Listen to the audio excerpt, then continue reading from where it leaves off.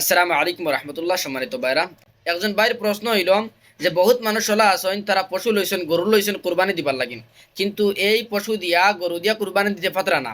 এখন তারা কিতা খতরা, অন্য কোনো পশু লইবারও তার কাছে টেকা নাই। এখন কিলা তারা কুরবানি দিতা? দেখুন, ইনা দুইটা মাত আছে। যার উপরে কুরবানি ওয়াজিব তার মাসলা আলাদা, যার উপরে কুরবানি ওয়াজিব নাই তার মাসলা আলাদা।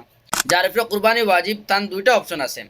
তান যদি কুরবানির আইয়ামের মধ্যে, মতলব যতদিন পর্যন্ত কুরবানি দিতে পারবা, এই দিনকুর ভিতরে যদি এই পশু দিয়া কুরবানি দিতে পারেন না, কুরবানির দিনগুলা যাওয়ার পরে কুরবানির এই পশুটারে তাই জিন্দা সৎকা করতাম।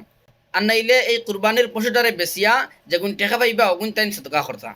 এরকু যার উপরে কুরবানি ওয়াজিব না তাই কিতা করতাম, তার উপরে হুকুম হয়ে থাকলো গিয়া তাই এই কুরবানি যতদিন পর্যন্ত দেওয়া যায় এই দিনগুলার ভিতরে যদি দিতে পারেন তাহলে দিলেইতাম। আর যদি এই দিনগুলার ভিতরে দিতে পারেন না, তাহলে এই দিনগুণ যাওয়ার পরে তাই এই কুরবানির পশুটারে জিন্দা তাই সদকা করতাম। ওয়াখির দাওয়ানা আলহামদুলিল্লাহ।